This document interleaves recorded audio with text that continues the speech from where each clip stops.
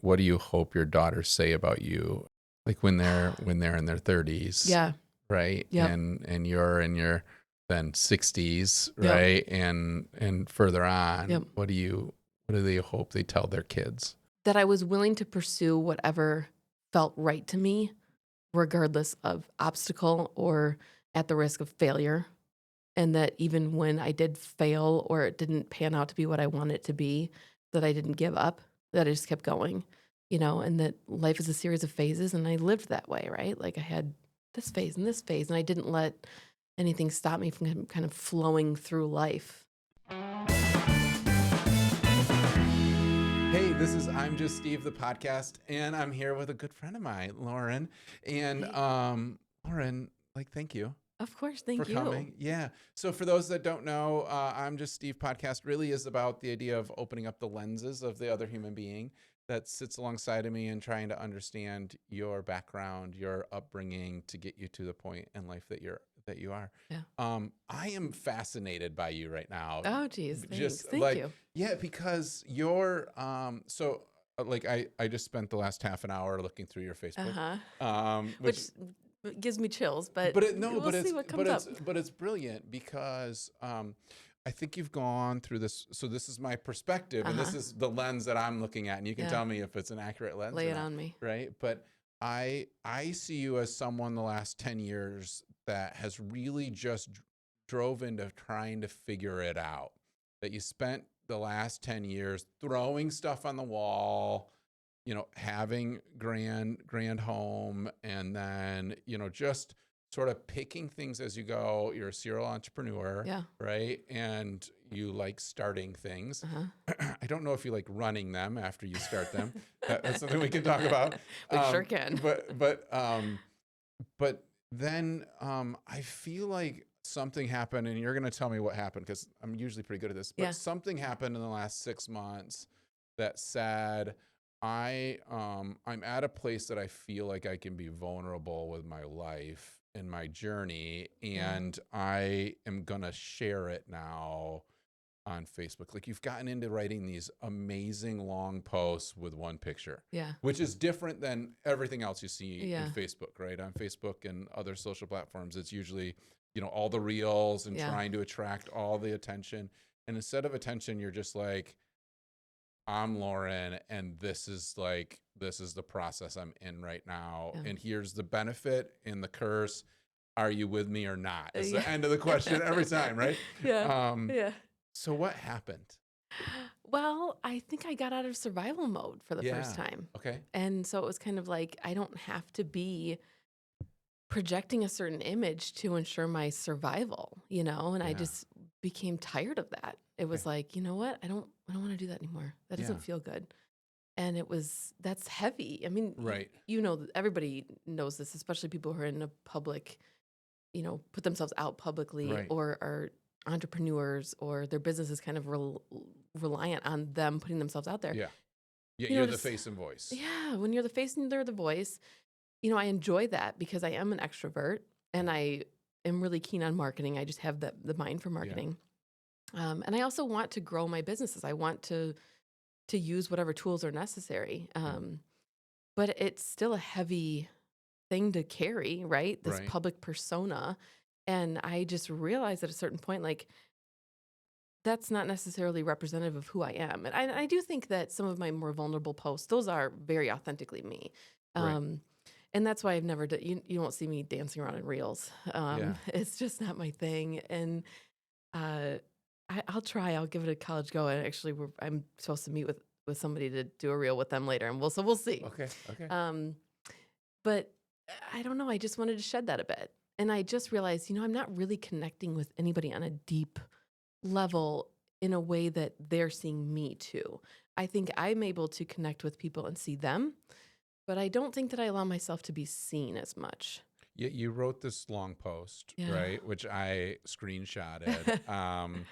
Because you were saying that, right? Yeah. This idea of 2025 being a year in which you embrace deeper relationships. Yeah.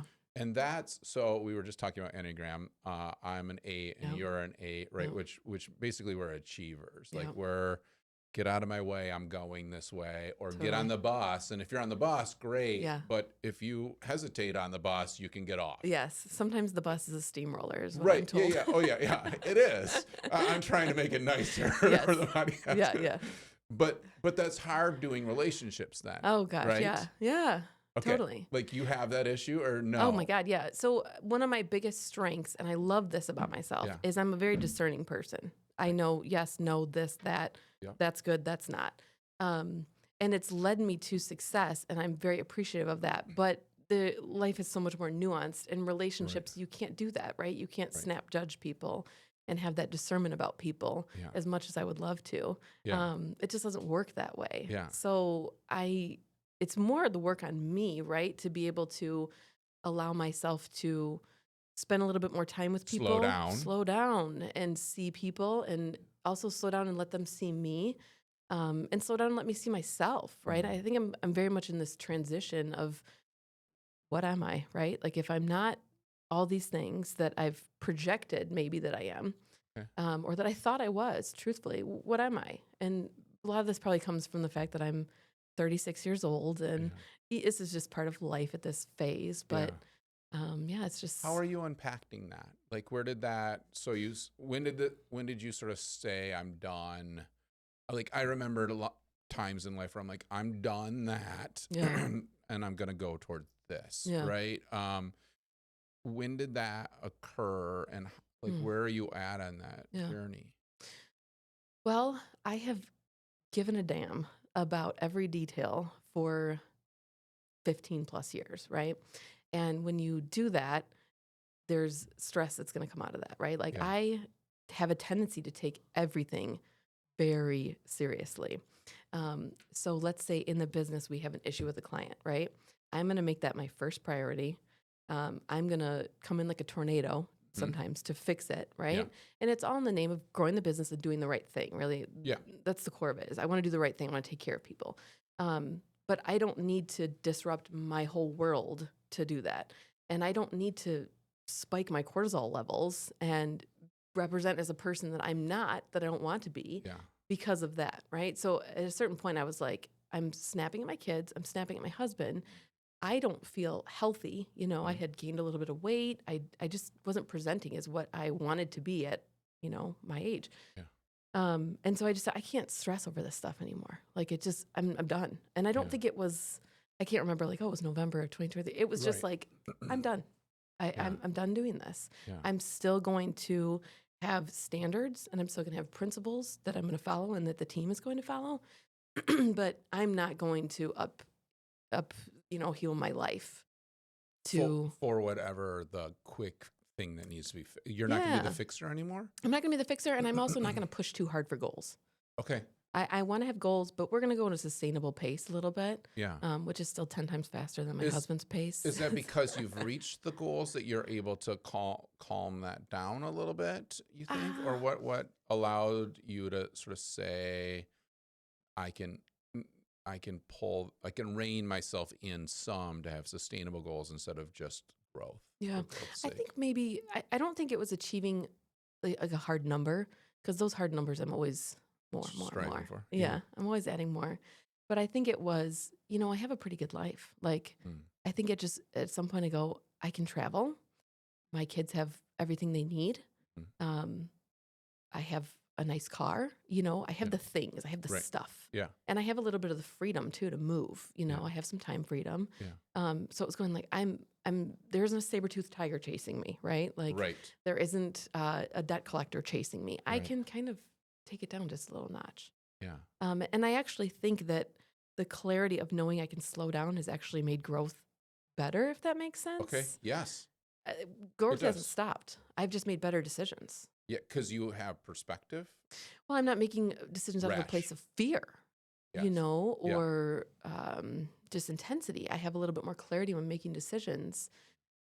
So they're better decisions, and then everything is where I'm achieving it at a better level because of that clarity. Yeah. How do you find grounding in that? Like, where is for me, I'm always a vision board guy. Yeah. I think you know that, but Yeah. I love vision boards, Yeah. right? And that has allowed for the years of grounding, some unhealthy, right? I look at some of the vision boards, 8 years ago, 10 years ago, and I'm like, woo, that was not that wasn't healthy, Steve, Yeah. right? But looking at vision boards, that each morning as I leave the house grounds me. Yeah. Faith grounds me, obviously kids and spouse grounds me, but starting to balance the where do you find that grounding for yourself, or that, like, okay, I've adjusted from growth for growth's sake, just pound the pavement, live in fear, to now this new foundation. Where is that foundation, and how do you perceive it? Oh, this is very much part of that transition. Like, I don't know that I have found that just yet. Okay. I have things in my life that are consistently places of comfort and calm that I think help. So exercise has always been a big one for me. So it's habits. I'm not a very habitual person. I'm constantly no. Okay. I strive to be habitual. So exercise, I finally had this moment where I go, we talk about labels and the labels we put on ourselves. Yeah. I had this moment where I thought, I'm athletic. Like, never would have put that. I had that too. Really? Yes. I never would have thought, like, oh, yes. I mean, I played softball, but like, come on, I was. I played tennis at Ottawa Hills. Like, right. I'm not an athlete. Yeah. I'm not an athlete, but I'm very strong. Yeah. I crush it in the gym. Yeah. I go hard. I love it. Yeah. So I'm athletic, and I was really proud of that. So I went into 2024 really prioritizing that time in the gym, so I tried really hard to make that habitual, and I lost 20 pounds. I felt great. I had more clarity. Yeah. I was just a happier person. So I'm trying to find that, like, what are the moments that bring us joy, and how do I actually spend my time there? And I was always putting the kids or the business, mostly the business first, over working out. I'd get on the computer in the morning, and then all of a sudden it's 6 p.m. and I haven't looked up.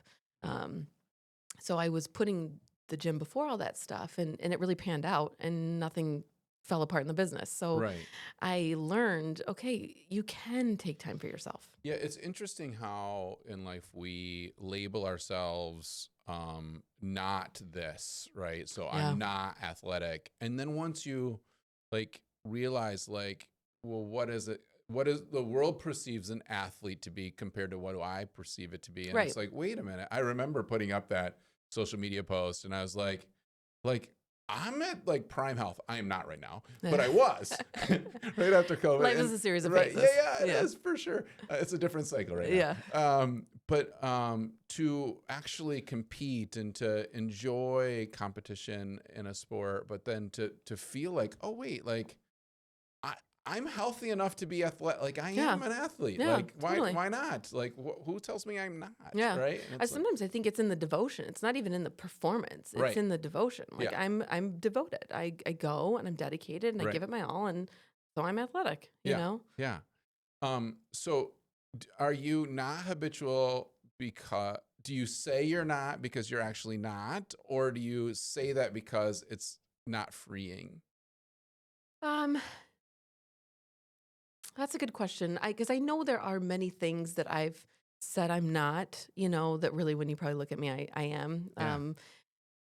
But no, I don't think I'm habitual. Okay. Because I had that. I change things all the time. Yeah, I had that with Bill Pearl, which is was my business partner for a while, and was more in the time blocking world, which I hate and hated. I've tried it. Yeah, it doesn't work for Nate, right?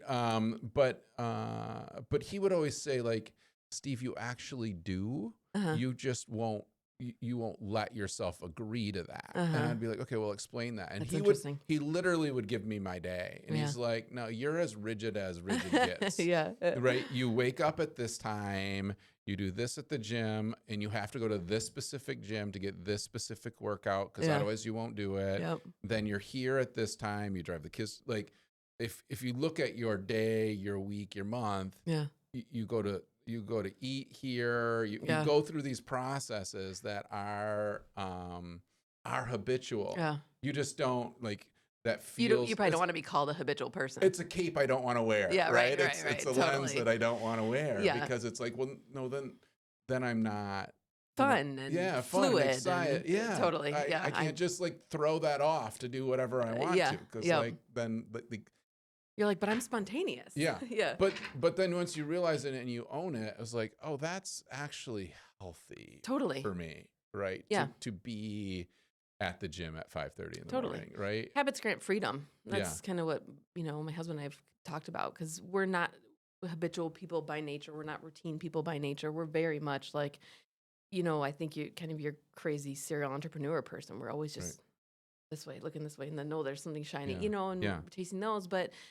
habits do grant freedom. I do try to move towards that. We were talking before this, like I have a kid who likes to be habitual. Yeah. So she's challenging me to think about that. And I do see the benefits, when it comes to like how we run our family. I see the benefit of we get up at the same time, right? And we all get in the car at the same time. And the kids thrive in that way. So I've had to move towards them in that. And I see the benefits. In the business, I see how like SOPs and procedures, like you can't wing it. Your employees need it. You can't wing it. Yeah. And so if you're part of my team, if you ask me a question, I give you the answer needs to go into a document and be recorded. We're very big on documents and processes. And somebody once told me that like guardrails exist so that you can dance right up to them. If the guardrail wasn't there, you wouldn't know how far you can dance, right? So the boundary actually gives you more freedom. And this was a person, honestly, that I've never had a really riveting conversation with before. But when she said that, I'm like, oh, wow, I saw her in a new light because it was so wise. It was just a family member. Yeah. But I've talked about that probably 50 times with different people since I heard that, because I think it's so beautiful, Yeah, but I don't want to live that. Right? Like for me, it's like, man, like really? Like I don't want rails right now. Like, I know. Right? And so I think that was like Bill would always say that too. Is like, okay, hey, we gotta fit here, and then we'll let you do a side project or two. Right. Get your excitement out, but let's focus here. Right? And goals have helped me there. Okay. I think that a lot of this applies for me better in business. I can see the perks in business of having goals and having boundaries and having routine, everything. Applying it in my personal life sometimes is a challenge for me because I want to remain personally, like you were saying, fun and fluid. Excited. And like, exciting. I can do whatever I want, Yeah. So me as a leader in the business is probably very different when it comes to, habits and routines and things like that. Right. So I was just at the Keller Williams conference last week, which was great. They put on a great show, and I have not been to a conference in a long time, so it was very motivating for me. To the point where like people at my office are like, "Who's this Steve?" kind of guy, because it's been a while since I've brought that Steve out to play, and I'm enjoying at least the first couple of days of it. But keep it alive. That's the challenge. What's that? Keep it alive. That's the challenge. Yeah, it is. Yeah, keep that high. Yeah. The Jay Papasan is an author, right? And authors most of the books with Gary Keller. They sort of do them together. And their biggest one that goes beyond just the real estate bubble would be their One Thing book.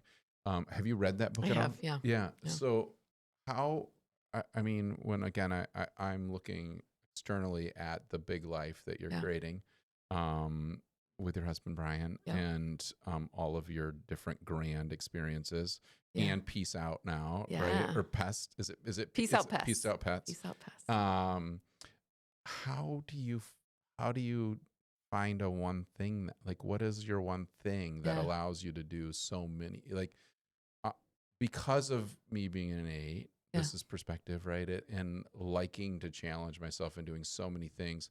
I've often said no to lots of things that would have been really financially beneficial to me, because I'm afraid of getting out of the thing that just creates the opportunity, right? Which requires a lot of discipline. Right. So it's been hard, like, okay, well, join this title company, make this, what you name the widget that you can add on, right? When you're in business, it's like, and you're doing that right now. It's like, okay, well, we have Grand Home.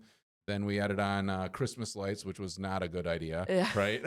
Which I don't even think I've ever told you it wasn't a good idea. I'm glad you picked up on that. And now we're on to, Peace Out. And so it's like, how I know Brian's in charge of Peace Out, right? So it Yep. allows him an outlet. But how do you create the one thing that, like, how do you use Yeah. that approach Yep. to then do so many things? Yeah. Um, I think the one thing for us has shifted probably over the years. Okay. I think in the beginning, like I said, it was survival, right? We were Right. 20 something. And we had a new baby when Grand Home was started. Or actually we were about to get married. Brian quit his stable job 3 weeks before we got married. Okay. Yeah. And I remember I said to him, you can do that as long as you have $3,000 saved up, which I look back now, I'm like, what in the hell was I thinking? But You you're know, young and you're excited and let's go, right? And I had a corporate job. I was making good money. I thought we were fine. You know, Yeah. we had low expenses. We Yeah. ate tacos for most meals. Like we were good, you Yeah. know? And I look back on that. I'm like, thank God I made that choice. Thank God I was crazy enough to do that, you know? And with him not having a job, we took an extra long honeymoon and like life started. Yeah. So in the beginning, it was really just survival mode. Like that was the thing, right? Just get another inspection. Yeah. And pay the bills. That's it. Then it became about time freedom. Like Brian and I always bonded about kind of doing whatever we wanted to do, right? Like we wildflowery kind of totally. Okay. Yeah. So one of our first things we ever really like connected about, and I wish we would have done it, but also we shouldn't have. We saw this big RV bus on the side of the road for sale. And it had like an airbrushed like Indian chief on the side. Okay. Like it was just pretty badass, Yeah, you know? sounds cool. And we were like, we should buy this thing and do a friend tour because we have friends all across the U.S. Yeah. Like, let's just do that, you know? And we didn't buy the bus. We did buy another RV at a certain point, but we always just kind of bonded over like, let's just be crazy. Like life is short. Let's do it. YOLO. You know, Yeah. I was saying the other day, you can pry YOLO from my dead millennial hands. I love YOLO because I'm not here to YOLO. So it was all about like adventure and just that, you know, so we wanted the time freedom. And then when we grew a little bit at Grand Home Inspection, we hired our first inspector and then we were able to actually travel. So it started, January's in West Michigan real estate, like there's not a lot going on, right? No. So I think Brian had done 7 inspections the previous January. And we were like, you know what, we can forego 7 inspections to just take January off and not freak out that money's not coming in. And just go enjoy Mexico. We had some friends down there. It was cheap to get a place. So we're like, let's just go. But then things picked up. And so we were like, never mind. We need somebody to stay and do the inspection. So we hired our first inspector. He was phenomenal, like brought another level to the business that we couldn't, just the two of us. So we kind of got hooked on that, right? Like bringing people into our world. Yeah. And then it's grown from there. So now the people is the passion for me. Yeah. You know, that's the thing. Yeah. So it moved from bills and just paying bills to now employing and leading people. Yeah. Building this like haven almost. Yeah. I talk to, because I'm still very much part of the recruiting process because I love it. Yeah. And I'm really picky about who we let into our world, you know. I talk to so many people who have PTSD from crappy corporate experiences or bosses that didn't know how to lead because they never learned themselves, that I want to create this safe haven for people. So to me, growing these businesses now is like, if I grow, I can bring more people into this world. Okay. And each one of them teaches me something. They impact each other. Like we just create this really beautiful thing. And so I'm sort of a facilitator of that now. So it has nothing to do really with like Peace Out Pests is, I think I can build a team there. Right? Yeah. I think I can build a team that's maybe bigger than what Grand Home can be in West Michigan. And I'm hooked on that. I love leading people. I love seeing them do their best. I love pouring into them. And then I love seeing them collaborate with each other. Yeah. And we've finally reached that point in Grand Home where I have leaders meeting with leaders to impact change. I'm not a part of it. Yeah. And they come up with solutions that I never would have. Right. So I'm like, a jackpot, right? Like I've brought in people that are smarter than me and now I just watch them soar. And that's the biggest drug there is, I think. So your one thing is bringing more people into your spectrum that you can help and lead in your companies. So it doesn't matter growing companies allows for more people to participate in life with. Yeah. And for them not to have to drudge through jobs and lives they hate. Yeah. Right? Like I've been there. I've been in a corporate world that every day I didn't want to get up and go, and I was miserable. Right. And it impacted the rest of my life. It impacted my relationship. So if I can have people that come and work for us and they're happy, right? And they bring home joy to their families and they bring home joy to their communities, like that is huge for me. So that's what it's all about. We talk often right now, like we don't want anybody who has a Sunday scaries. We don't do Sunday scaries in our world. So if you have the Sunday scaries, and I said this at every single one of the annual reviews in 2024, if you have the Sunday scaries at any point, that's your sign to come have a conversation with me, because we need to adjust something. Yeah. You know, and I'll support you through that, but we don't do Sunday scaries here. That's great. Thanks. I love that. Thanks. Right? Like that's a different mindset for a CEO, right? The CEO generally is like production-based, goal-based, right? So to actually be human-based is awesome, right? To stop and say, okay, wait, we have all these humans. I'm responsible for them, right? Yep. And responsible not in just I'm helping them collect a paycheck so that they can live their lives, but I'm responsible for their hearts and souls. Totally. To be healthy. Yeah. Right. That's my biggest obligation, right? Like, how did you, so I think of others that are starting to lead, right? And they have one employee now, right? And they're trying to figure out what leadership is or how to grow, employees, or they have a bunch of employees and they're feeling like they're drowning in like all these people want something from me that I can't give, or that kind of world. Where did you find the right language, the right lens to lead? Was that books or podcasts, or like where, so I'm in a men's book study as well, which is fun because instead of doing a book, we did do our Enneagrams. And we spent on Monday a lot of wine, and we do wine and charcuterie. It's so I love it. Cliche and I great, love it. But we're doing that sounds like a Steve Volker's book club. Yeah, it's so great, right? I think one guy got a beer, but everybody else was just drinking bottles of wine, and Carlson brought champagne. It was great. But we went and spent just like 3 hours talking about Enneagrams together as dudes, right? And sort of, I love that.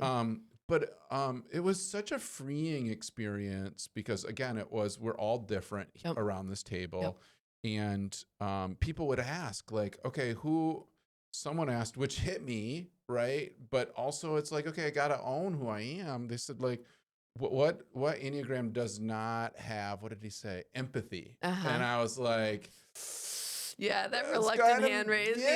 But being a leader, we have to have empathy, right? Oh my so gosh, it's like, so it's a learned empathy is a learned other component, right? It's probably one of the wings that I need to figure out. I know. I was like, we'll get to that. Yeah, we'll get to that.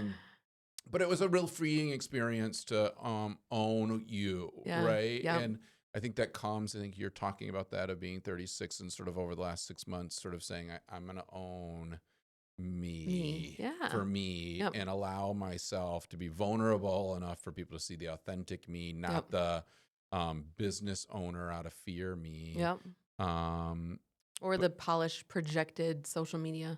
I mean, if you think about Facebook launched when I was a senior in high school. I am the prime candidate for a life built by social media, right?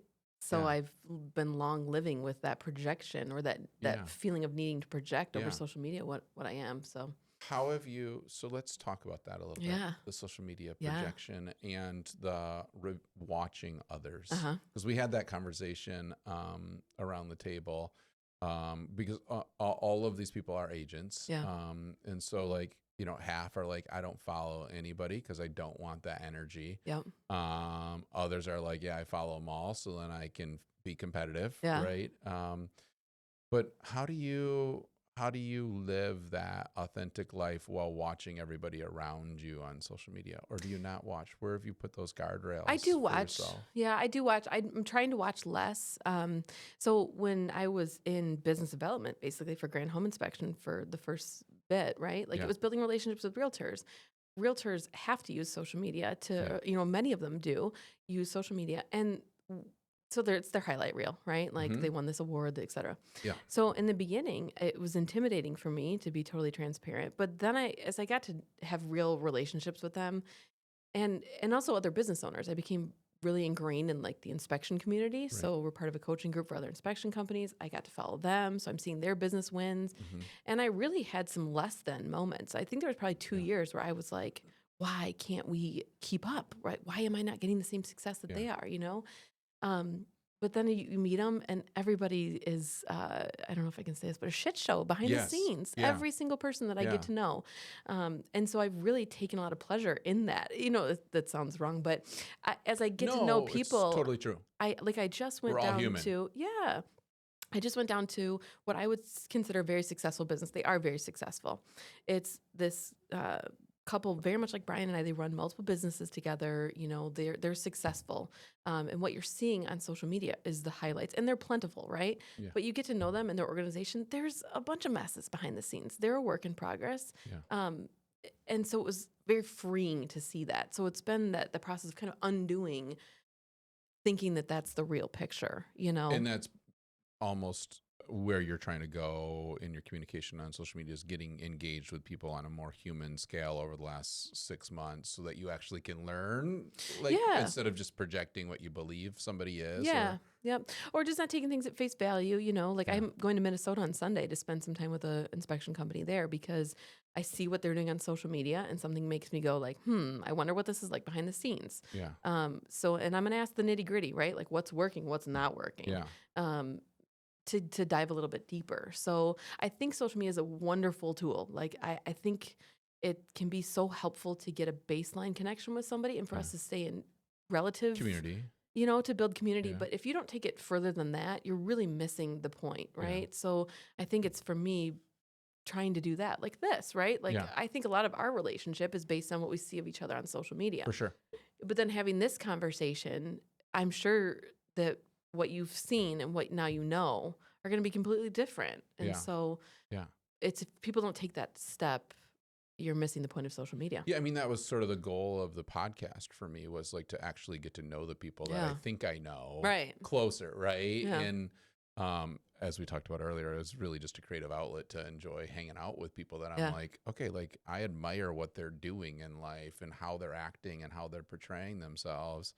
Like I should bring people to know them too, right? Like how do I attract people to know them as well? And I think for the guests to know themselves too, you know what I mean? Like this is an act of me figuring me out too, you know? Yeah, that's great. So a question, because I know you're a mom, and that is very important to you. You just got back from Mexico with your daughters, right?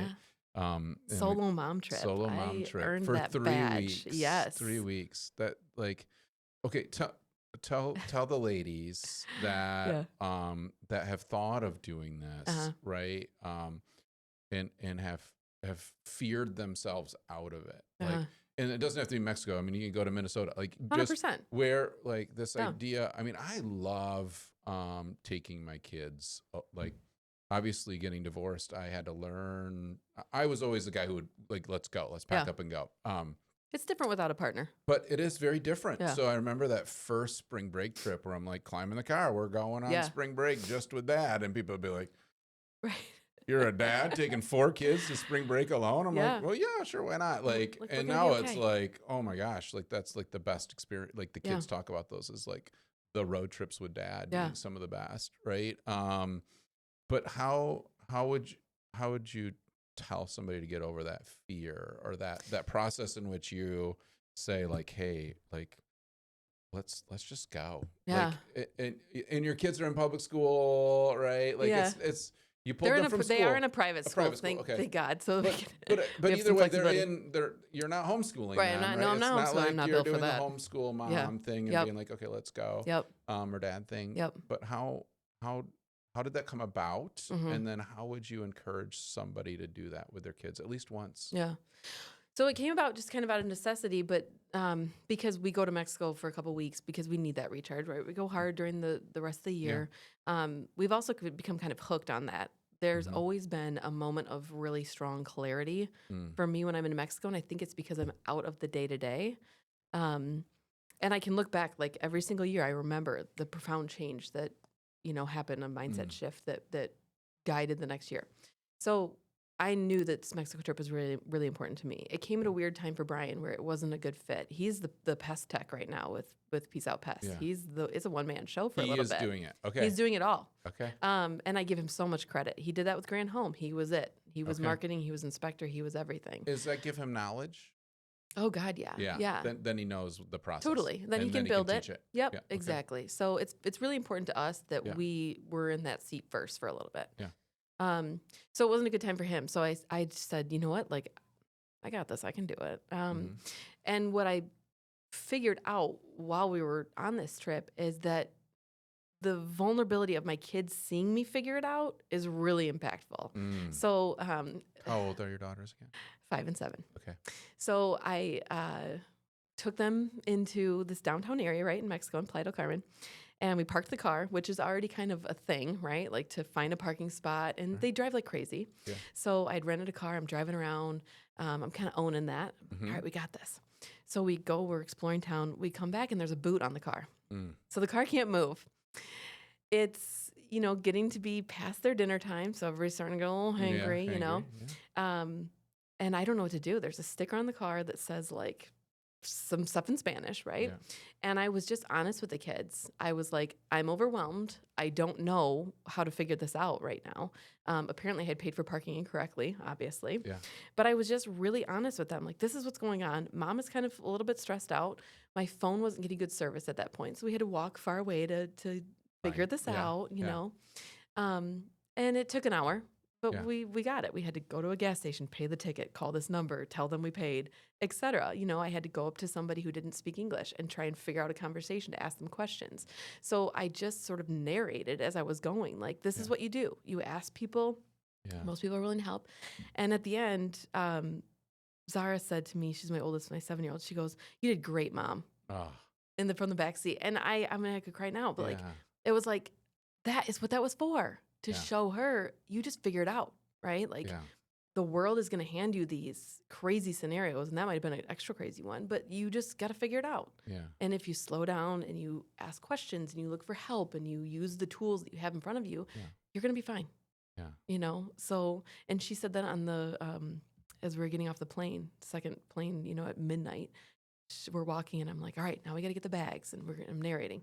"You're doing great, Mom." Like, isn't that the purest? Ugh. Like I don't need any other compliments than one of my kids saying, yes, "I'm being a good dad." Yes, it's through like, a crappy, hard, challenging hard time. Life, yeah. Right? Yeah. So I was like, oh man, this is life-giving, Yeah. And it revealed, we're talking a lot about vulnerability. It revealed to me as a parent, I can be vulnerable. I should be vulnerable. Right. To teach them that there are challenges, right? And that I'm not perfect. That I don't have it figured out. No, I don't have it figured out. Yeah. Every day I'm figuring it out. Yeah. Every day. Yeah. And I'm going to make mistakes along the way, like getting a boot on the car in, a foreign country with my 2 children. Right. And I didn't even mention my phone was also dying. So, right. So you would encourage moms or dads, obviously I would encourage dads to do that trip, right? Yes. Where it's just, it doesn't have to be the 2 spousal with the kids trip, that you can hop on a plane and go and explore. And them seeing the exploration of you figuring it out gives them just a world of knowledge that they wouldn't have had. Yeah, right? It gives them the skills to maneuver the world themselves, Yeah.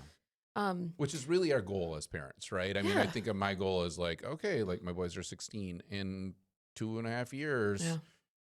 Right. Like, I love you, but you got to go, right? Yeah. And I got a lot of work it's like the to-do list is long right now of getting you guys ready to go. You got 2.5 years. We got a lot of learning to do still, right? And they're like, taking to a foreign country. We talk about this, like, they're like, oh, I'm good. I'm like, no, you're not good. Right. You got a lot of learning. Good. Yeah. But yeah, it's a really interesting place to try to figure out with parenting. Yeah. That is your ultimate goal is to get them ready to launch. Yeah. Right. Yeah. Like, it's not to hold them back from launching by doing everything for them. And my kids are so little that I find myself babying them sometimes too, but they're in that transition age, right? Where it's like, you can kind of have conversation with them like adults, little mini adults. Yeah. And I'm so much more comfortable there than I am, rocking a baby or playing pretend. So Mm-hmm. I'm kind of coming into my element, Okay. and Yeah. and I feel very comfortable saying that. Like I Yeah. know I'm not the mom who's like, I love every phase, every minute of it. That's not me. Yeah. I don't like playing pretend. Yeah. Do I like playing strategy games? Totally. And do I like having conversations? Totally. So I want to lean into what I am and what I'm not. And I Yeah. think that for me in my whole life, that's I think the message. If I could grab somebody and shake them by the shoulders, that'd be the message. Like, don't force the things that you're not, lean into things that you are. Delegate and find help with the other stuff, right? And you can't be it all. And there's this big thing with women that, especially I think, where you're supposed to be it all. That doesn't exist, right? Yeah. And then you end up depleted, and you're forcing yourself into these lanes that you're never meant to be in. And I think some of this journey that I'm on, right, to find my authentic self is a little bit because of that, right? I've been the mom martyr and that didn't work out, right? And so now it's kind of like, well, what am I authentically? Because I know when I'm authentically living, I'm the best mom, Yeah. and there'll be something about my authentic self that they'll look back on with fondness. Oh, my mom was the crazy mom who took me to Mexico and got a boot on the car, Right. but we figured it out. Yeah. So I actually wrote the question, what do you hope your daughters say about you in their childhood? Oh, wow. Oh, geez. Like when they're in their 30s, Yeah. right? Yep. And you're in your then 60s, Yep. right? And further on, Yep. what do they hope they tell their kids?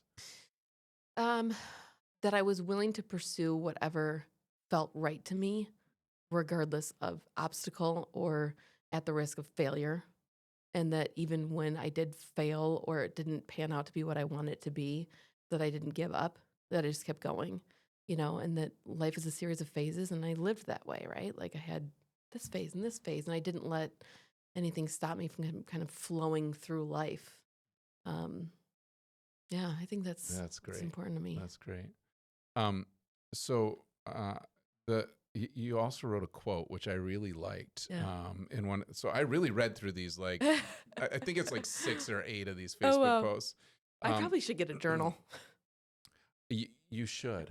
Do you journal or no? No, and some of these posts, I'm like, maybe this isn't public stuff, but What it is, but it's an authentic journal, right? Yeah. It is you being Oh, yeah. authentic, which Yeah. then people are attracted to. I Yeah. think that the bullshit meter is there now, right? Where it's like, I don't really want the bullshit Yeah. person on social media anymore. yeah. I want the We can authentic, sniff it out. like, yeah, like Yeah. why are you acting like that? Yeah. I know that's not who you are. Right. Like, okay, like, but you were talking about the relentless pursuit of like not stopping, which is what you're Yeah. talking about, that you Yeah. want your daughters to know.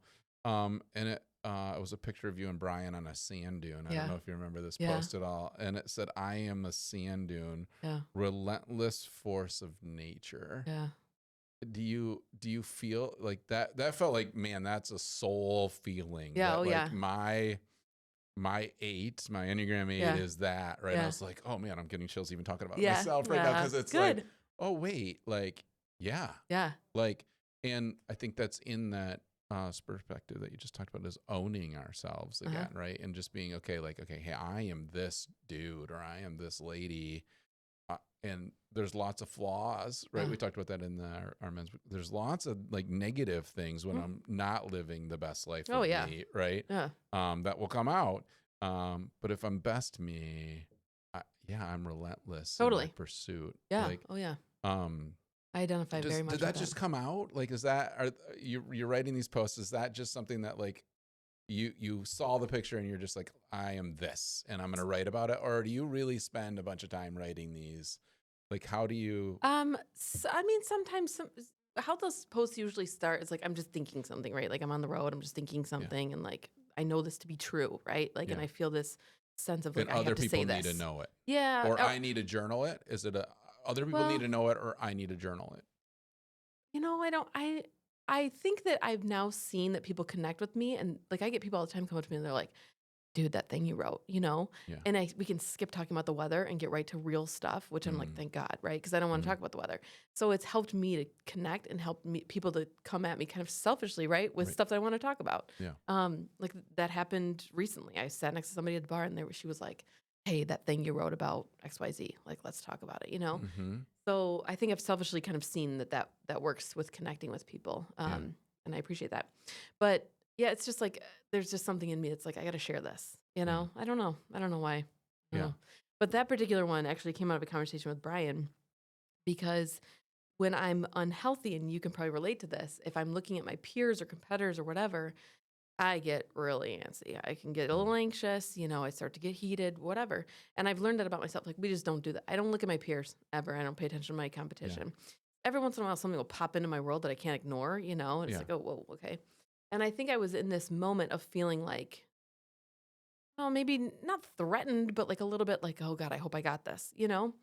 And Brian's like, nobody can take that from you. Like, Mm. nobody can take your relentless pursuit. And those people don't have that. Mm-hmm. So he was actually the one that said, I think about the city of Singapore, which I don't know if everybody knows this, but Singapore is a city near Saugatuck that's now buried in the sand dunes. So Mm. as they remove the logs around the beach there, Singapore was buried. So the sand is that relentless pursuit. Like, you are not going to win against the sand. I mean, the people up in Silver Lake are trying, Yeah. God bless them, Yeah. but you're not going to win against the sand dune. So to me, it's that, right? Like, the relentless pursuit is something nobody can take from me. And I know many of the people that are chasing the same goal as me don't have that same relentless pursuit. So if I carry that, and I stick with that, and I know that, I'm always going to win, and I don't Mm-hmm. mean this in like a Wolf of Wall Street way, but like, I'm going to No. get to my goals. No. I'm going to make this happen, But that's the true authentic version of yourself, right? Oh yeah. Yeah. And I think that we in business always want to try to put on a lens or try to put on a jacket that necessarily doesn't fit us, Mhm. right? And so often, again, social media, it's like, oh, that person's winning by doing X, Y, and Z, so I'm going to do X, Y, and Z Right. so that I can win too, Yeah. right? And then you're like, why didn't I win? I did the same thing. Yeah, And it's like, exactly. because it wasn't authentically you. It was Yes. authentically them, Totally. right? That's their secret sauce. That's their secret sauce. What's yours? But I think that's in that personality profiling, the DISC or the Enneagram, is sort of just being willing, again, to go back to owning you, Mhm. owning your background, owning your lenses, and then saying, I'm not that, right? Mhm. So you and I, because of our personalities and Yeah. backgrounds, we have that drive, right? That sand dune drive. Yep. Others don't. Yeah. And there's nothing wrong No. with that, right? They Yeah. have more empathy. They are helpers. And I don't know all the Enneagram specific, but I'm like, man, we need you, right? Yeah, And I totally. think that's your perspective probably in what you communicated of bringing on more people. It's ultimately to bring on teams that like fulfill the things that you're not, right? Yeah, And that you can yeah. say Yep. like, Yep. my 8, most of the world doesn't have, Yep. right? There's not a lot of people built like me. Yep. So I'm going to bring this, but in me bringing this allows all of you to reach for better, right? Totally. And to to live out their authentic self. Yeah. This was like my 2023 in a nutshell, was this figuring out of, I'm different, right? And when you become kind of a leader, sometimes it's isolating because I can have a hard day. I can't talk to my team about that necessarily in the same way that I would, a spouse or another leader, right? Like, we're just, I can't, it's not that relationship. Yeah. So, it can be isolating. I've seen a lot of leaders that feel lonely. So I think it was me going like, I'm this type of person, right? And a lot of other people are this type of person. And that's okay. Like, if I can just own that, and not worry so much about not being this type of person, then I'm free over here to live fully in this expression. And that builds something, right? Like, something good will come out of that. Yeah. So I don't try to relate to everybody, if that makes sense. I try really hard to have empathy, because we were talking about as a leader, like, you have to have empathy. Right.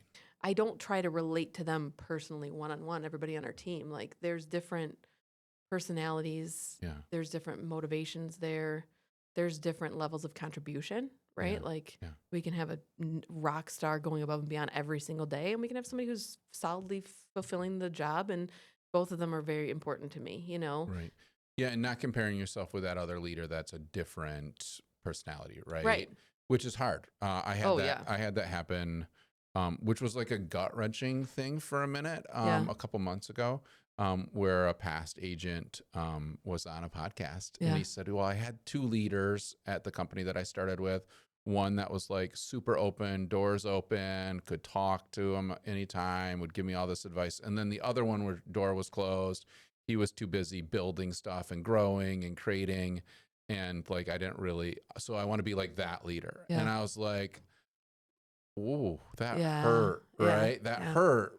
But and then it's like, but this leader, me leader, gave you all the Zillow leads that created your career, right? Right. This leader was the one who actually paid the other leader a salary, right? Like, so you know, it was, but then it was in that moment, Ellen Grace was like I got riled up for a minute, as you can tell, probably a little bit, and she's like, but the sacrifice you gave was because you needed to give it, not because the rewards that they were supposed to put on you. Right. What did you know, what kind, and really it really helped over the last couple months, really sort of zone into this, like that I even though I don't like what that person said, that was authentically me. And I knew that. That's why I hired the other guy. Right, exactly. Right? Like, So to be discouraged by that, I need to be careful on trying to all of a sudden be like, okay, well, next time I'll be like the other leader. It's right. Like, no, that's not you. That's not me. No. I'm authentically not like that. Right. And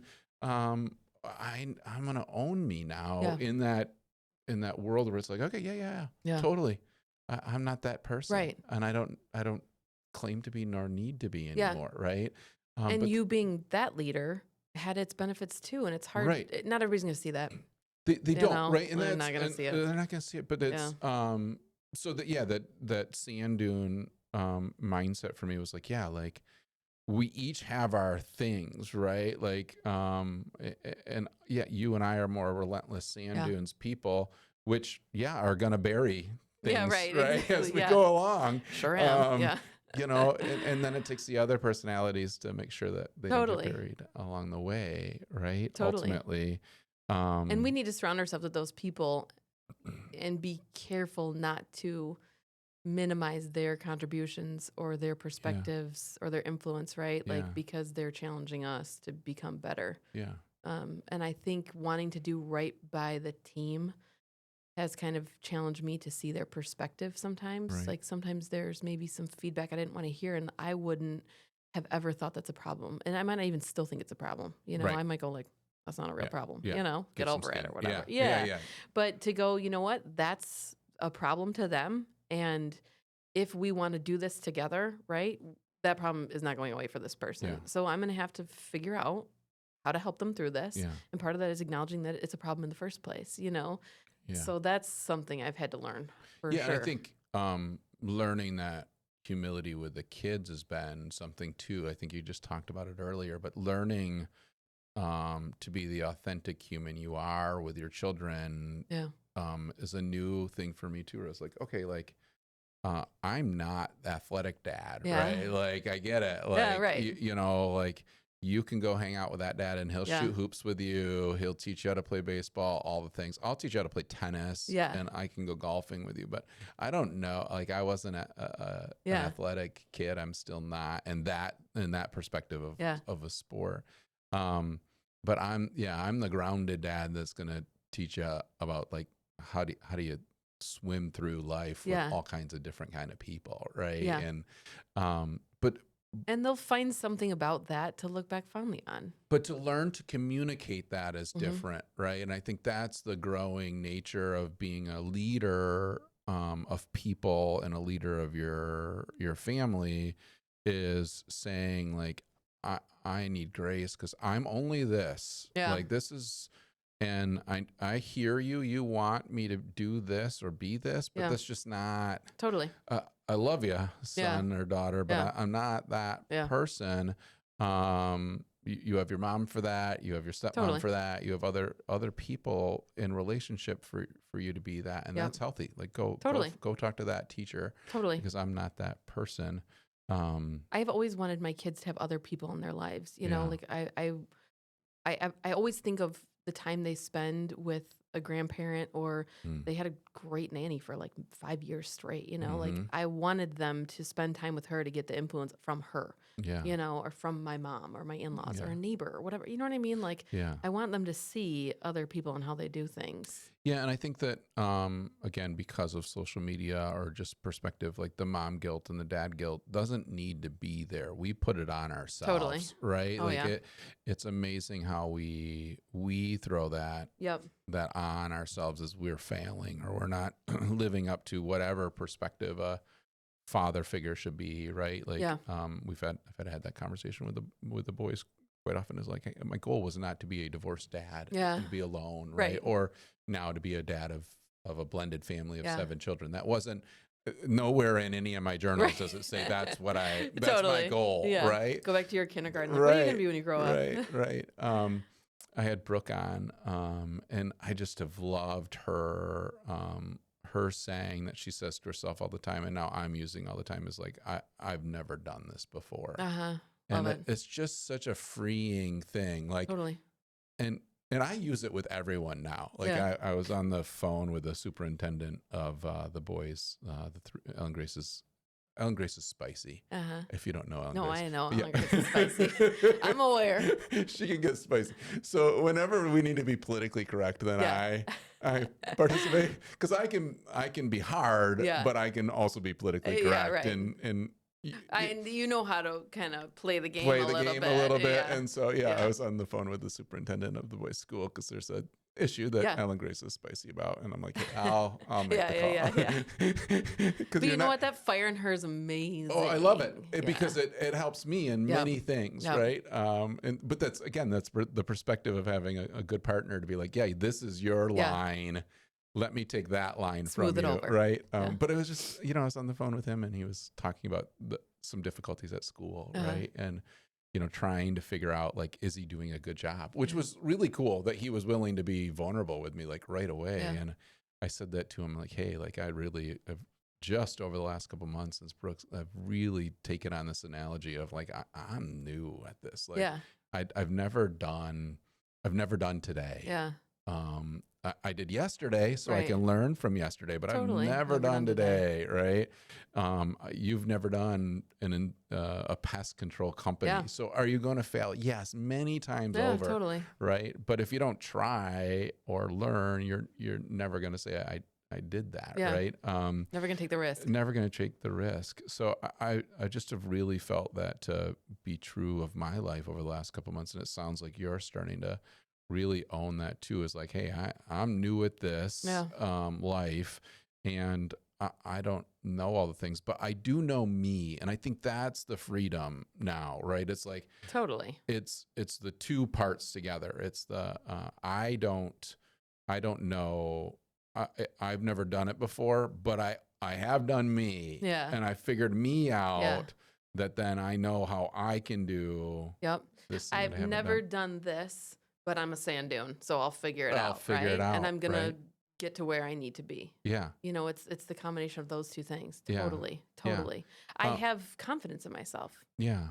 I have extreme confidence in myself, Yeah. which has its downfalls, right? But Yeah. What are the downfalls? well, I think the tendency to try to do it all, Mm. or to push yourself past what maybe you should. Mm-hmm. s- I think for anybody who's achieving, like that can be where we slip to when we're in an unhealthy state. Right. And I've been there. I've pushed myself too far. I've pushed the people around me too far. Mm-hmm. I've pushed people away, in the pursuit of growth.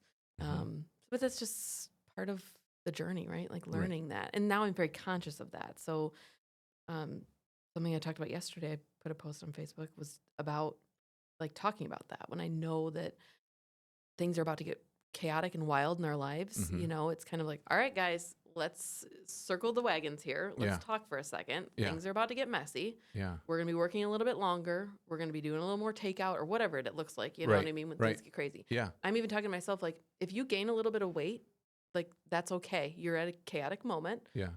You can get back to that a little bit later, Yeah. So it's just having this, like, kind of foresight and grace when you're going into a challenging time or a new thing. Yeah. And to be able to verbally announce that for yourself and for others. I remember many a time when we were doing hundreds of real estate deals a year, come mid-February, like this moment, right? Sitting down with admins and saying, you know, Steve, I'm still Steve, but I am changing to a different Steve now. And we're clear, I'm going to be short. I'm going to be aggressive. I don't have time to answer random questions.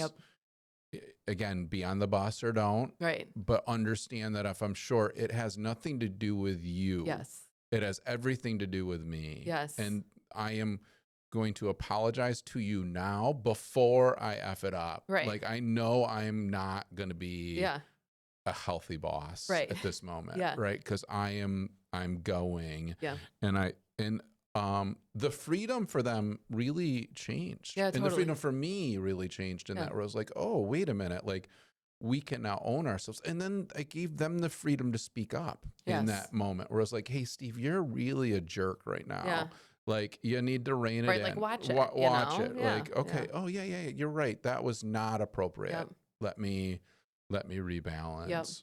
Right now. And you were creating, like we were talking about earlier, that boundary, right? Like, you knew how far you could dance now because you've told them the boundary. Like, the boundary I'm going to be short.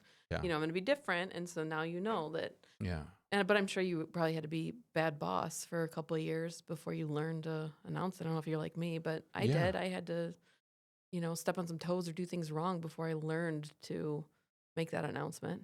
Yeah. And I still think I'm learning. Right. I mean, that's the beauty of being, I'm 46, so I'm 10 years older, but I'm feel very young right now. In my like journey of learning me. I don't know. You do have a lightness to you. Thank you. I appreciate that. Yeah. It's, it's the creative of doing the podcast even, right? It's trying to sort of slow down to say like, hey, I'm going to interview Lauren and I want to know her personally, but I want to be authentically me too, so that she can be authentically her. I feel new in it. Because awesome. It needed to happen, right? Where I was like, okay, I need to take those guardrails down of what perception is of me or not of me, and let people in. And that's a scary thing, right? To let people in. I know. That's a scary thing. Totally. Right? Because you can let them in on social media. Right? Like, okay, I'll put up a really fun post like you're doing, and I'll let them in, but you're only letting them in to then comment on your perspective. Right. Right. It's when you're like, oh, wait, they're actually going to ask me about the podcast. Like, I'm on a men's tennis team, new to me. Again, I'm not a, so I don't know about you. I'm not a friendship person. People will say, "Oh, you have friendships," and I'm like, I don't. Same. I didn't. Well, I do now. And even in my journaling this morning, my gratitude journal, I put like, "Hey, I'm a good friend, and I have friends." Awesome. And so I'm learning that space of friendships, especially male friendships. And so I do have them now, but that was never something I had before, right? Because I just wasn't willing to be vulnerable. But I'm on this men's tennis team, and these guys now are my friends. Like, I'm playing with them, on Tuesday and Thursday mornings, and I see them multiple times. And like, I'm actually texting them, like when I see some news or something happening, and I'm like, oh yeah, I thought of you here. Like, what's going on? And one of the guys was like, hey, you had Rob on last week. Like, I know Rob from this, like, your podcast really was amazing. And I was like, ooh, like, you watched? Yeah. I thought we were just tennis buddies. Totally. Right? I thought we just hit yellow balls. We just sent links over a group text. I didn't. I mean, maybe a meme if we're really excited, but now we're actually talking. Yes. But the vulnerability in that is just the authentic ability to communicate. Because I made a bad tennis call with him yesterday morning. And he got pissed, and he's the captain of the team. So I'm like, oh no, like this is the captain, right? Yeah. And I called one of his serves out, and I guess it wasn't out. The other two guys corrected me later on after the game, like after he left, and they're like, it wasn't out, Steve. So that's and I was some like, vulnerability right and there. I'm like, oh man, okay, well, and like he got upset, and so we won because he got upset that I made a bad call, and then I saw him that night because we had practice that night, last night. And I just said, hey, dude, he's like, hey, good to see you. And I'm like, hey, I need to apologize. Yeah. And he's like, what are you talking about? And I'm like, I made a bad call. And I could tell that really emotionally affected you. Yeah. And he's like, well, my emotions are my responsibility and I shouldn't have gotten emotional. And I'm Nice. like, well, I appreciate that. Yeah. But I just, Tuesday, Thursday mornings are like my most fun things I do. And so I never want someone to believe that like I would ever choose to try to do something like who wins on Tuesday, Thursday morning has no merit. Right. We're 40-year-old dudes. You're not on the way to the Olympics. We're not very good. Yeah, right. But yeah, learning that language is a new language. Yeah. To be vulnerable to like, and that was hard. And I'm assuming you have this now as you're learning to live into your world a little bit more and leading people to like, I could have just let him pass last night with him saying, hey, and him like being kind and great. Like he didn't have a problem with me. It was obvious that we were fine, but I was like, but I need to address this situation because I don't want any animosity later on. Yeah. Right. And so your leadership style is adding that now, ultimately, is what you're saying, right? Yeah, I think so. I think that's, I think you're spot on with that. Yeah. It's realizing what that person needs out of this scenario, It's not just about what I need to feel better. It's about what that person needs to feel better. Yeah. Like Brian and I have this cyclical disagreement about apologies because I used to think, and part of me still does, I'm still figuring this out. I think apologies are kind of BS. To me, if you apologize to me, it just says that you want me to move on, right? Or you're just like, move on, right? Yeah. Moving on. I want to know that you're not going to do it again. I want to know what the plan is to make sure it doesn't happen again, And I give that to people in return. So if I do something to upset him, my first thought is, that wasn't my intention, right? Because typically it's the mistake, right? Like I didn't mean to upset you in some way. Yeah. So I always say, I didn't mean to do that, right? Which he thinks is a cop-out.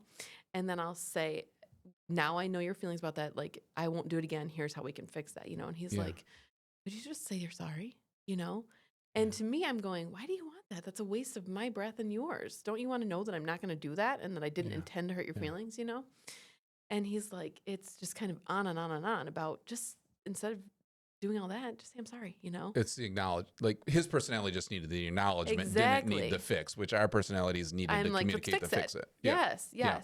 And for years, I stood like we've been married 10 years next year. Like I feet in the mud, like I'm not going to change my perspective here. Like, and now I finally have seen he just needs the sorry, The rest of it truly is wasted breath. And sometimes I say it for myself to feel better, but it's not about what I need, it's about what he needs. And it's taken a long time to figure that out, Yeah, the sorry for me and the thing that we're learning, Grace and I, in the second marriage space and going through life and being vulnerable with each other now is actually communicating where that emotion came from. Oh, that's good. So we acknowledge why the upsetness or what the trauma trigger was, right? Or what the what lens was I coming at that argument with that then made me do X, which made you feel X. And from your perspective, for me, it's those lenses that bump against each other. Totally. And claiming those lenses in the sorry allows for healing of the past trauma that then can hopefully fix the sorry or the issue that we're in.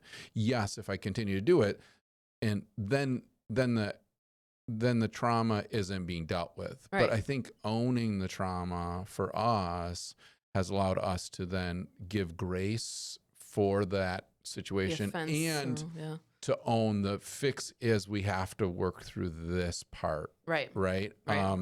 We were having this argument about bedtime a lot. And that comes from a place of my past relationship and everything is I am a morning person. And Amy, my ex, was not, and Ellen Grace was not a morning person. And so we have that polarity. I'm not a opposite. night. I'm not a Yeah. night. So Yeah. by 9 o'clock, I'm ready to start Same. working it down, and I'd love to be sleeping by 9:30. Yeah. So Yep. Ellen Grace was gone. She's in Chicago last night, and yeah, I was out at 9:20. Yeah, Uh, it was wonderful. I wake up at 4:30, 5 o'clock, and yeah. I'm ready to go. I'm ready to Right. go. Yeah.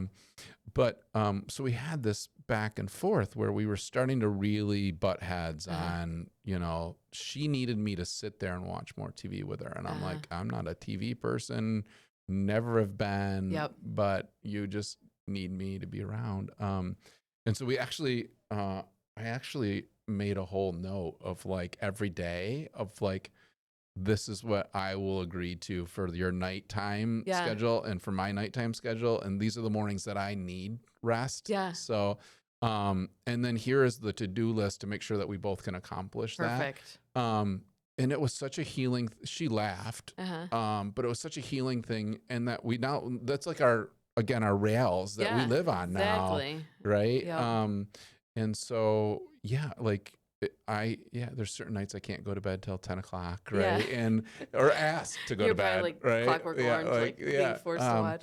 But it allowed for the freedom again of knowing each other's perspective in a relationship with like, I never want to feel like she's in want because I'm not helping provide for her, Yeah. but I also want her to acknowledge the things that I need to be provided for, right? Yep. And I think that's just leaders in general, right? Is owning ourselves again and learning to communicate like, hey, this is healthy me. Do you want healthy me? Because healthy me is this, right? Yeah. Kind of a thing. And the why behind these actions, Brian and I have had the almost same exact discussion. He's the night person. I'm the early to bed. Yeah. But I'm the TV person, which we discovered was really about the physical touch. Yeah. It took me a long time to figure out that's what it was. I just wanted to I'd snuggle. get pissed because she'd be like, we're going to watch TV. And then she'd be playing games or she'd be on her phone and I'll be like, I could be reading a book. Right. I could be building a chicken coop. Right. There's all kinds of things I could be doing right now. But you need me to sit here next to you, but we're not really, like, are we really together? Yeah. But the same thing. Somebody said it's body doubling. Like kids like to do it too. Okay. If you watch kids, they want the mom to sit and sometimes they don't want to interact with mom. They just want mom to sit in the room while they play with blocks or whatever. Yeah. And somebody said, oh yeah, it's body doubling. So that's kind of body double. Which is just, so I see it all the time now, and now I have the words to go like, I just want you to kind of body double, right? Like just be with me while I do something. Yeah. But yeah, that infuriates Brian sometimes too. Cause he's like, I hate the show, I want to go do something else or whatever. Yeah. But yeah, so I used ChatGPT recently. I don't know if you guys have done this to build that, what you were talking about, kind of the structure, but I put in, kind of build a framework for a guide for a man to how he should show, like respect and acknowledgement and et cetera, for a woman whose love language is this, Enneagram's this, whatever. And then the reverse, put together a guide for a woman to speak to her spouse whose love languages are time and touch, whose Enneagram is this, and who feels maybe these things are lacking. And like, boom, it popped out these things. I said, turn it into a PDF now, know? Yeah. And then I said, okay, now make some journaling exercises for them to do to help, like boost that guide or whatever. Yeah. So then I sent Brian a PDF. Here's some journaling exercise I think we should both individually do, to better figure out each other. Yeah. So I'm obsessed with using ChatGPT now to like build these. So, but does Brian do it? We haven't done it yet. This is like brand new, but I sent the guides to him and they've helped. They've helped uncover this new thing. Like we're very much exploring this new thing in our relationship. Okay. That really helped. Like the kind of the masculine feminine polarity. Yeah. How those play together, especially for people who are in business together. Yeah. I think that's really difficult sometimes. Yeah. Especially for me, who's a very big, I'm a decision maker, right? Yeah. And when you think about what is Brian's Enneagram? He's a 3. He's a 3. Okay. Yeah. Which is, for those that don't know, what is that again? I can't remember the title. Is it the helper? No. I'm sorry, I can't remember the title. Okay, I'll find it. But for somebody who's a big decision maker like I am, who's kind of sometimes when you think like maybe more in a masculine, I'm maybe operating in a more masculine space, right? Like it's trying to find my femininity and getting back in touch with that a little bit to shape how I am as a wife and a mom, right? And not lose that. So, which is something I've never explored. Somebody recommended a book, and then I read this book, and it's kind of opened this new thing for me. So it's something I'm exploring about myself and our relationship. And but it's been really cool to put into ChatGPT, like churn out some more. It's amazing what it pulls out for you, right? Yes. But I wish people would use it for interpersonal stuff. Like if you're going to have a hard conversation with somebody, put in what the hard conversation is all about, right? And a little bit of parameters about the person you're talking to. And like it gives you a guide on how to do things. And is it perfect? No. But I think it's a lot better than some people, would otherwise do in that conversation. So I often say when I'm typing stuff in is based on what you know about me, X, Y, and Z, right? I did and Dana's coming on in 2 weeks or so, but she does these life plans, and that was probably the catalyst for a lot of these changes for me. Was about 6 years ago I did this life plan with her, and it was a 3-day process, just me and her, and her just documenting my whole history and then the positive and negatives of all those history experiences, and then mapping out my whole life in front of me of the highs and the lows of each of these major life experiences, and then creating sort of a vision statement, personal vision statement. Brilliant work. I need to do that. And I'll refer you. She's amazing. I can send you mine. And it really, it was super powerful. I bet. And she's going to be on the podcast soon. But the creating that, I took those PDFs and I uploaded it to ChatGPT, and I'm like, this is like, read this. This is me. This is my background. This is who I am. And I'm this Enneagram. And I've really worked on teaching it about you, about me. So it really is the assistant that knows me. So when I'm asking the questions of what you know about me, it can actually produce an understanding that would be different than if it's just asking random questions. Right. Talking about the general public. So if you do use those out there that are starting to use, these learning systems, ChatGPT being the biggest one right now. There's always new ones being announced. But of teaching it if you want it to answer or give you perspective that you hadn't thought of yourself. Totally. Right. Sometimes I'll just put in a decision that I'm making, or like my impulse is to do this. Tell me the pros and cons of that, or like give me an alternate perspective. I'll ask that all the time. And then I'm like, oh, wow, okay, Yeah. I mean, it was beautiful. Like, I was like, what wing am I this past week? I'm like, am I this wing or am I that wing? And based on what you know about me, which of these would you perceive? And it was like right away, like, you're this. Yeah. Right. Love it. And that inner knowledge just helps you navigate the world better, right? Yeah. So the more we know about ourselves and each other. Yeah. It's not something to be scared about. No. That was another book. That was, I think, our first book club conversation. We spent 2 hours like debating the value of ChatGPT. Yeah. And some guys were like, I'm not touching it because it feels icky. It feels unhuman. And I'm like, I use it for everything. Yeah. I use it for everything. I'm on board. I'm dyslexic and ADD. I need all the help I can get. I use it for all the things, right? But it's a perspective tool for me now. Yeah. You just can't use it like it's the end all be all. You know what I mean? No. Yeah. It it's lies one too. tool in the tool belt. It lies, right? But like I put in a business deal we were looking at. I put in a bunch of numbers and documents, and here's kind of my goal out of this potential acquisition, whatever. What do you think? And it churned out like great content as a starting place for me. But I'm looking, I'm like, no, this is not how I would structure this deal or what I need out of it. Right. But it gave the framework. So if you use it as that, then, like it's a beautiful thing. Yeah, it's a tool. Yeah, in the it's toolbox, totally just a tool. like everything else is a tool, right? It's a starting place.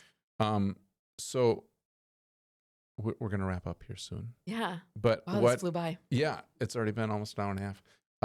What you came to hang out with me, but what things did we not talk about that you want to teach the world about, Lauren, or about life being a 36-year-old entrepreneurial female? I've covered a lot of ground. So we have. I think my big message has always been, you know, don't live in paralysis. Mm. Take risks. You're going to fail sometimes. You can't live in fear of the potential of failing. But the rewards can be so great that it was worth any kind of fear or anxiety leading up to it. I think I interact with a lot of overthinkers. Mm. I have a lot of friends who overthink things, and I see their growth stunted or their experiences stunted because they won't just try, and just about everything can be undone, or fixed down the road. Um, and you can find a network of people to help you with whatever that is that you're wanting to pursue. But Mm-hmm. that fear of failure or fear of the unknown, I think stops so many people from living a grand life. We talk about the grand life. Everybody has a version of the grand life. And I get sad and I get overwhelmed watching people not get there because they overthink or they live in fear. So I think that's my big thing is just try, right? Yeah. Just try. Yeah. Don't be afraid of falling on your ass, pardon my French, No. or failing. It's going to happen. And now I look at it, I just fail on a bigger scale now. That's it. I Yeah. fail whole businesses, Yeah. and that's okay. The Yeah. next one will be fine. Yeah. I right? mean, the idea of the peace out, it's like, okay, well, it's just Brian and a truck right now, Yeah. and it's marketing, and it's a lot of time and effort and Yeah. emotion. But if it doesn't go, you sell the truck, Right. right? And you move on, Totally. right? But if it succeeds, where could life could be just completely different 100%. for you, right? Yep. Like, who knows 100%. what that looks like. Exactly. Exactly. And so without doing, you'll never know. Right. Right. And so, yeah, that's a constant. I think we talked about that with kids. Like, I'm trying to push one or two kids to be like, hey, let's just try some new Just try it. things, because life is way too short Yeah. to know. Right. And without failure, you don't know, right? Like, Exactly. I can't grow without the fail Yep. side of it, right? Like, when I started this with Wally, I failed at recording well because Wally didn't teach me. And hopefully it'll be better Yeah. with you. But like, he spent hours trying to do this. And I also learned from like just a random YouTube person putting a comment Yeah. up that said, I'm failing as a host because I'm talking over people too much. And I had to think about that. Yeah. Like, okay, I'm saying and yes too much while the person's talking, which is taking away from their conversation. And other things are like, well, this is about me too. I want to talk. I want to participate in this Yeah. in this thing. But it's okay. But if I didn't put out a podcast and someone didn't put a negative comment, I wouldn't learn. So okay, let's go. Let's just Totally. keep learning. Yes. Right. So many people find reasons to stop. Yeah. There are going to be so many barriers along the way. Right. And if you take every one as a reason to stop, Right. you'll never get anywhere. Like, to me, I've find my personal success from getting back up again. How Yeah. fast can I get back up again? Yeah. Or do I need some time to kind of like mourn something or slow down for a second before Yeah. jumping to the thing? But how quickly can I go, you know what, that happened, I'm moving on. Yeah. Are you okay with people reaching out to you? Yeah. Okay. Yeah. So if there are people that have found this conversation to be authentic and Yeah. they're in that I would love place that. of trying to figure out their world, Yeah. you guys can reach out to Lauren. Please What's do. the best way? Oh God. Any Anything. of them? Yeah. Okay. Yeah, they can I'm follow on- you on yeah. all the social media. I'm Grand Life Lauren, Lauren at grandhomeinspection.com. Yeah, cool. Yeah. But yeah, My social I security want to number say is- thank you for being authentically you. Thank you. And showing that light over the last 6 months, which then attracted me to be like, hey, I want to hear about that light that you're putting out into the world in a different space. Please keep doing that. Oh, thanks. Like, don't hide. Yeah. I think there's just way too many people that hide now. Yeah. And as you're, please tell us how Peace Out goes. I will. Like, please own the full journey, not the positive journey, but own the full journey for us. Yeah. It's a good reminder. Because it will teach us that the fails along the way are just part of the ladder to the growth. Yeah, right? 100%. And Yep. that Yep. the failure is the growth is the one thing that you talked about, which is being a facilitator of more people. Yeah. So whatever that might be, if it's just one employee and that's how it ever is, Yeah. great. Right. Right. But if it becomes 50, Yeah. well, what a big world, a Yeah. grand world, as But a you grand say, world. Yeah, it's that a you're grand living. life. So thank you Yeah. so much for hanging Thank out. you. And Yeah. thank you for doing this. I just Yeah. want to acknowledge that. I think that it's very cool for you to invite people to go deeper, you know, to Yeah. show that you have an interest and that to pour time into giving them an outlet as well, you know? Yeah. So Yeah. I acknowledge that effort and time Good. from you. Well, I hope in like a year I'm still doing this. You can come back and, Yeah, let's do it. and tell us a little bit more. Yeah. So, Love it. all right. Thank you guys for paying attention to us and participating. Yeah. We'll see you again.